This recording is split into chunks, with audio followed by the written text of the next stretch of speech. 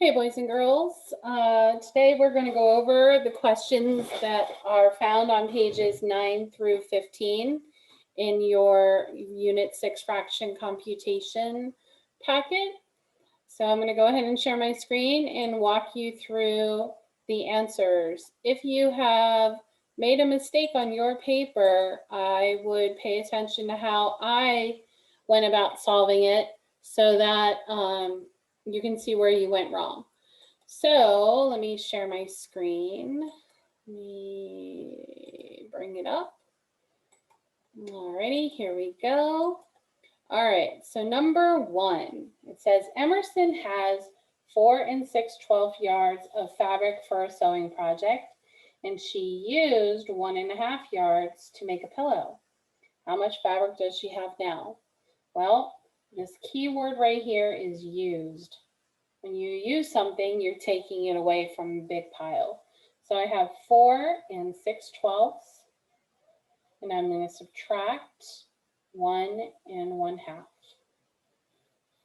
Come over here, and I need to find a common denominator. So I need to go to my least common multiple. So I'm going to have 2 and 12, and I'm going to find the least common multiple when I skip count. So 2, 4, 6, 8, 10, 12. Oh, my common denominator is 12. So both my fractions are going to need to become 12ths. So 6/12 is going to remain the same. And 2 times 6 was 12. So 1 times 6 is 6. So 6/12 minus 6/12 is 0/12. So I'm going to leave that. And then 4 minus 1 is 3. So I have an answer of 3 0/12. But we never see it left like that. So I'm going to just forget about the fraction because I don't have it. And I'm just going to answer the question, how much fabric does she have now? She has 3 yards of fabric. And that's number 1. Number 2, it says Reagan worked on his science fair project last week. The times he worked are shown on the chart below. And the question is, how much longer did Reagan work on Friday than on Monday and Tuesday? So how much longer? How much longer is, they're trying to figure out a difference. So that's going to be subtract. So how much longer on Friday than on Monday and Wednesday? And when I see and, I think I'm going to have to add. Now this is a multi-step problem. So my first step is to be adding Monday and Wednesday. And then the second thing I want to do, because I want to find the difference, I'm going to take Friday minus, we'll say add Monday and Wednesday and we get X. I'm going to take Friday minus X to figure out my answer. So I'm going to go over here and execute the problem. So first thing I'm going to do is add Monday and Wednesday. So 2 1/2 plus 2 5/6. My common denominator is going to be 6. So this is going to be 3 6 and 5 6. And when I add it up together, I get 8 6. I can't leave that as 8 6. I have to come over here into some extra space and make that into a mixed number because 8 6 is an improper fraction. So 6 divides into 8 one time, 6 with the leftover of 2. So this equals 1 2 6. But I also have my whole number, which is 4. So altogether, this is 5 2 6. 5 2 6. So that's the answer to Monday and Wednesday. So now I'm going to take and subtract that from Friday. I have 8 2/3 minus 5 2 6. I'm going to find my common denominator. My common denominator is 6. So 2 6 is going to stay the same. and 2/3. 3 times 2 is 6. So 2 times 2 is 4. 4, 6 minus 2, 6 is 2, 6. And 8 minus 5 is 3. So 3 and 2, 6. 2, 6 can be made smaller. So I'm going to find the greatest common factor of 2 and the greatest common factor of 6. So 1 times 2 gets 2. That's the only one because it's prime. So 1 times 6, 2 times 3, and that's it. So the greatest common factor is 2. So I'm going to divide 2, 6 by 2, and I'm going to get 1/3. So my answer is 3 1/3 hours. That is number 2. All right, number 3, Mrs. Smith went to the store a couple of times on Saturday. In the morning, she was gone for 4 1/4 of an hour. So she went a couple of times. That means more than once. Later that day, she went out for 1 1/4 of an hour. It says, how long did Mrs. Smith spend at the store? So my plan is I went out twice, but I want to know how much total altogether. So I'm going to add. So I'm going to have 4 1/4, which was the first amount of time I was at the store. And I'm going to add that to 1 1/4. All right, first thing I notice is that they have common denominators. So I'm just going to add 1/4 plus 1/4, and I get 2/4. And 4 plus 1 is 5, right? Okay, so 5 2/4. But I need to stop and ask myself, is 2/4 in its simplest form? And I'm in doubt. So when in doubt, work it out. So I'm going to come over here and I'm going to find my greatest common factor of 2 and my greatest common factor of 4. So 1 times 2 is 2. 1 times 4 is 4. 2 times 2 is 4. Greatest common factor is 2. So I'm going to divide my numerator and denominator by 2, and I get 1/2. So my answer is 5 1/2 hours. I was at the store. 5 1/2 hours. Number 4, find the difference between 9/20 and 2/5. The key word in this problem right here is difference. Difference means to subtract. So I'm going to have 9/20 minus 2/5. Okay, first thing I notice is that they don't have a common denominator, so I have to find that out. So I'm going to skip count by 5, and I'm going to skip count by 20, and see if I can find a common denominator. Start with 5s. 5, 10, 15, 20. Oh, look at that. There's my common denominator. So both my fractions are going to be converted to 20ths. So 9/20 is already in equivalency. And 5 times 4 is 20, so 2 times 4 is 8. So now I'm going to subtract. 9/20 minus 8/20 is 1/20. And that, my friends, is the smallest fraction it can be. So the answer to number 4 is 1/20. All right, number 5. Mr. Smith loves to drink Coke. He has 7 11/12 packs of Coke. If he uses 4 10/12 of a pack of Coke for the Super Bowl party, how many Cokes will be left? One pack holds 12 cans of Coke. So there's that word uses again. He uses it, he takes it away from how much he has. So I'm going to have 7 11/12 minus 4 10/12.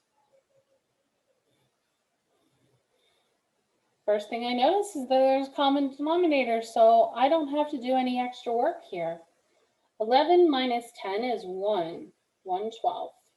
And 7 minus 4 is 3. So 3 and 1/12 packs of Coke. But boys and girls, my answer choices are not in mixed number form. So what you have to do is you have to know that packs of Coke hold 12 cans. So I have 3 whole packs of Coke.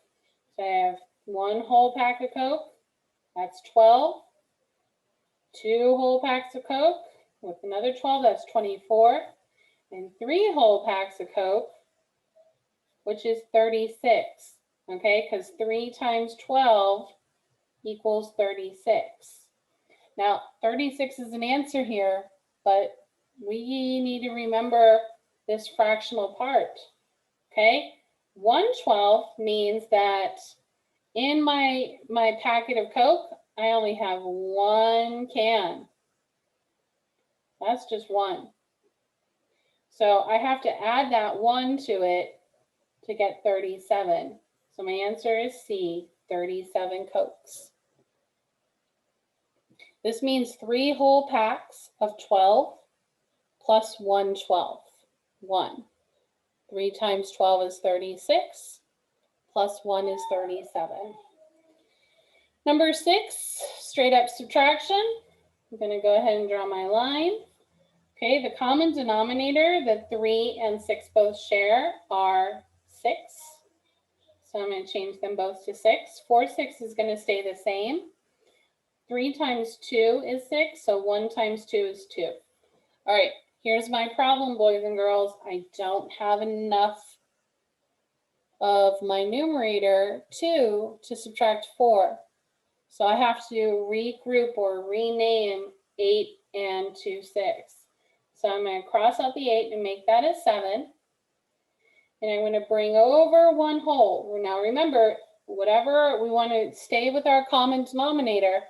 So whatever my denominator is, that's the 1 whole that I'm going to bring over.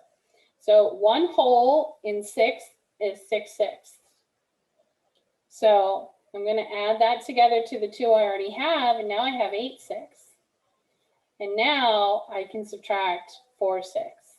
8 minus 4 is 4. 6, and 7 minus 3 is 4. So my answer is 4 and 4/6. But you must always ask yourself, is this in its simplest form? And I'm in doubt, so I'm going to work it out. So remember, to find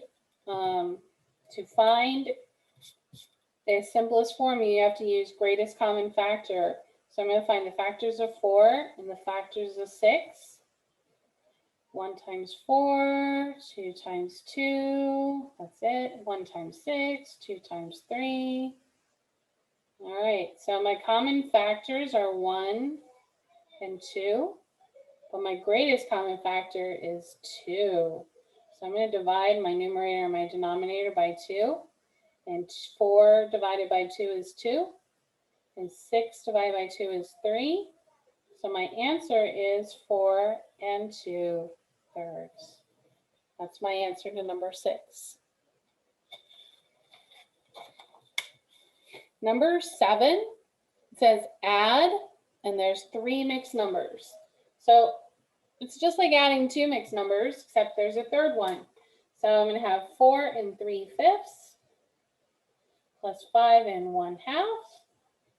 Plus 7 and 7/10. And I'm going to add it up. First thing I want to do is find my common denominator. Now I have 3 numbers, so I'm going to just do a 3-way T-chart. Okay? And I'm going to skip count. So I got 5, 10, 15, 20. Now, I know 2 is an even number, so I'm pretty sure 2, 4, 6, 8, 10. There's 10, there's 10, there's 10. My common denominator is 10. 7/10 will stay the same. 2 times 5 gets me 10, so 1 times 5 is 5, so 1/2 is 5/10. And 5 times 2 is 10, so 6 times 2 is 6. I'm sorry, 3 times 2 is 6. So 6/10 is equivalent to 3/5. Now I'm going to add it all together. I got 6 plus 5 is 11, plus 7 is 18. 18 tenths. And 4 plus 5 is 9, plus 7 is, let's see here, 11 plus 5 is 16. So 16 and 8 tenths. But I can't leave this as a improper fraction. So I have to come over here and figure out 18 divided by 10. 10 divides in 18 one time. 1 times 10 is 10 minus, I'm left with 8. So this equals 1 and 8 tenths. But I have to remember my whole number. So I have to add my 16 to that. So I got 17 and 8 tenths. But 8 tenths I can make that smaller. So I'm going to take 8 tenths and I'm going to find the greatest common factor. So what is the factors of 8? That is also the factors of 10. 1 times 8, 2 times 4, 1 times 10, 2 times 5. Greatest common factor is 2. So I'm going to take 17 and 8 tenths. I'm going to divide 8 tenths by 2. And I'm going to get 17 and 4 fifths. That's my final answer. Number 8, subtract. I'm going to rewrite it. 21 minus 16 and 7/12. First thing I notice is that I have no fractional parts right here, so I have to rename this 21 into 20. And remember, we're going to keep our denominators the same, 12 twelfths. Still equals 21, but I'm just renaming it. 12 twelfths minus 7 twelfths is 5 twelfths. And 20 minus 16 is 4. So my answer is 4 and 5 twelfths, which is my final answer because 5 is a prime number. And when I skip count by 5, I never get 12. Number 9, it says find the sum. Ooh, I like that word. Of 4 and 7/8 and 2 and 3/4. Sum means to add. So I'm going to add. So I have 4 and 7/8, and I'm going to add 2 and 3/4 to that. Okay, common denominator, when I skip count by 4 and I skip count by 8, 4, 8, oh, there it is, 8. So I'm going to make both my fractions into 8ths. 7/8 is going to stay the same, but 2 times 4 gets me 8, so 3 times 2 is 6. So that's 13/8. And 4 plus 2 is 6. But 13/8 I can't leave like that, so I have to make my improper fraction proper into a mixed number. So I'm going to take 13 divided by 8. 8 divides into 13 one time. 1 times 8 is 8. Subtract, I'm left with 5. So this equals 1 and 5/8. But I can't forget my whole number, so I'm going to add 6 to that. So 7 and 5/8. And that is my final answer because 5 is a prime number. And when I skip count by 5s, I do not get 8 ever. Number 10, Miss Trost bought 3 types of cheese for a recipe. What is the best estimate for the total amount of cheese she will need? Okay, estimate. So if you look at my answer choices, like I have some answer choices, but they're not in mixed number form. So basically, how much cheese is she going to need? So I'm going to add them up, okay? So I have 2 1/2, 3 3/4, and I have 3 2/8. I'm going to add them together. All right, common denominator, would I skip count by 2, 4, and 8? Is actually 8. So I'm going to make all my fractions 8s. So 2 eighths will stay the same. 4 times 2 is 8, so 3 times 2 is 6. And 2 times 4 is 8, so 1 times 4 is 4. So let's see here, I have 4 and 6 is 10, plus 2 is 12, 12 eighths. And 2, 3 is 5, and 3 is 8. But I can't leave 12 eighths like that. So I have to come over here and divide 12 divided by 8. 8 divides into 12 one time. Subtract, you're left with 4. So this equals 1 4 eighths. But I can't forget my whole number, so I'm going to have to add 8 to that. And I get 9 4 eighths, which equals 9 1/2, because the greatest common factor of 4 and 8 is 2. But now I need to look at what I've got versus my choices. So what this 9 1/2 means that I have 9 whole cups and 1/2 a cup. So I need 9 whole cups plus more. So 5 is not going to work. 9 is not going to work because then I wouldn't have enough for my recipes. And 11's too much. My answer is 10. 9 1/2 is closer to 10 than 11. That's number 10. Number 11. Jason's Deli orders farm fresh eggs daily. The eggs come in cartons of 12. Okay. There was a mistake on this one right here, so I'm going to cross this out and I'm going to rewrite it as a fill in the blank. So blank full cartons and blank eggs. All right, so let's go back to the problem. Jason's Deli orders farm fresh eggs daily. They come in cartons of 12. On Monday morning, the deli still had 2 3/4 cartons of eggs when their order of 13 more cartons arrived. More add. That day, the cook used 8 1/3 cartons of eggs. Used, subtract. What best describes the amount of eggs left at the end on Monday?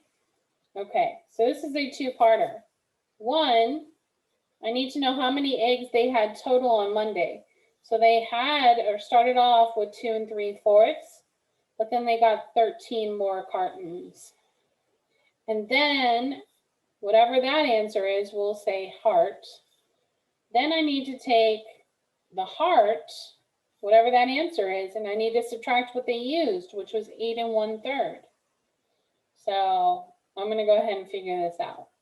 So step 1, 2 3/4 plus 13, no fraction. So I got 3/4 and 15. So I have 15 3/4 eggs. All right, so step 2 is taking 15 3/4 and subtract 8 1/3. Okay, so common denominator of 4 and 3 is 12. So 4 times 3 is 12, so that's going to be 9. And 3 times 4 is 12, so that's going to be 4. So 9 minus 4 is 5/12. And 15 minus 8 is 7. Okay, so looking at this means that I have 7 whole cartons and 5 eggs. So 7 full cartons and 5 eggs. That's the answer. 7 whole cartons and 5 eggs. And if you don't understand, okay, this is a carton, this is a carton, this is a carton, 1, 2, 3, 4, 5, 6, 7. All right, so this is 12, 12, 12, 12, 12, 12, 12. 7 whole cartons, and then 1 carton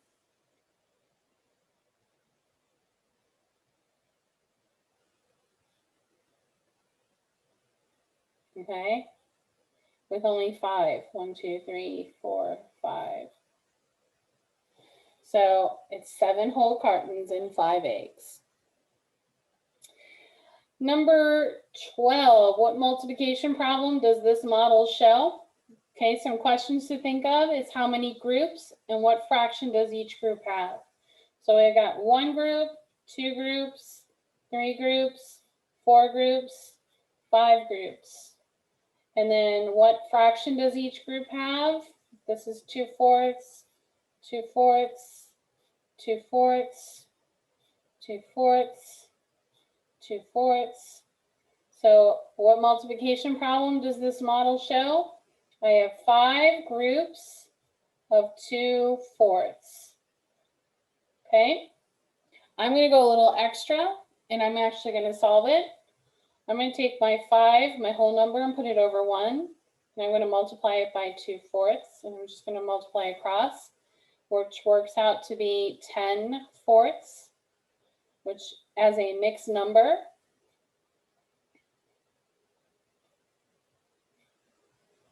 works out to be 2 and 2/4, which actually works out to be 2 and 1/2 if I put it together. But you didn't have to do this part. I just wanted to do it because I love math. Okay, number 13, last question for today. It says Sophia is making breakfast for her class. Each batch needs 7/8 cup of pancake mix. If she makes 3 batches of pancakes, how many cups of pancakes will she need in total? Well, let's take a look here. Okay. So she needs 7/8 of a cup and she needs it 3 different times. Okay. So my problem is going to be 7/8 times 3. All right.